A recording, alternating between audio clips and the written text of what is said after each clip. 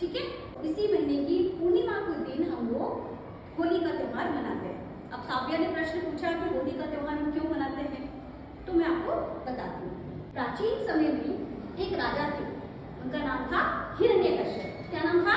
हिरण्यकश्यप। वो राक्षसों के राजा थे।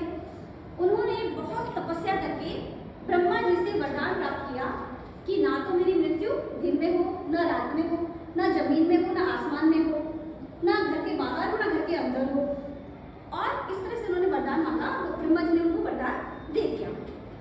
वरदान पाकर वो बहुत अहंकारी हो गया और उसने अपने राज्य के सभी लोगों को कहा कि आज से मैं भगवान हूँ और सभी मेरी पूजा करेंगे। समय बीतता गया, उसका अत्याचार भी बढ़ता गया। कुछ समय बाद उनके घर में एक पुत्र पैदा हुआ। उसका नाम उन्होंने रखा प्रहलाद। क्या नाम रखा? प्रहलाद। वो भगवान विष्णु का अनन्य भक्त था।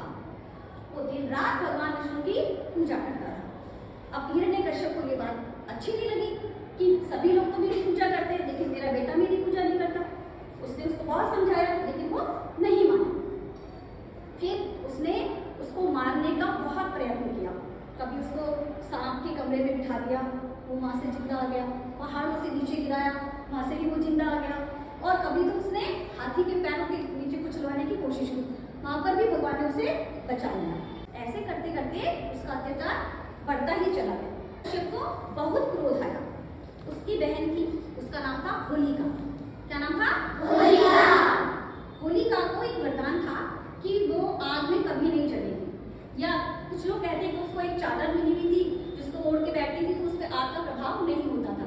उसने अपनी बहन को बुलाया और उसको चिता में बिठा दिया प्रहलाद के साथ में, क्योंकि उसको तो वरदान था। तो हिरण्यकश्यप ने सोचा कि प्रहलाद तो जल जाएगा और मेरी बहन बच जाएगी। लेकिन जो बुराई होती है वो कभी जीत नहीं सकती। हुआ उल्टा, होलिका जल गई और प्रहलाद चिता में से भी जीवित निकल आए। तो इसी की याद में हम लोग पारंपरिक रूप से होलिका दहन मनाते हैं। होलिका दहन यानी होलिका का उस दिन दहन हुआ था।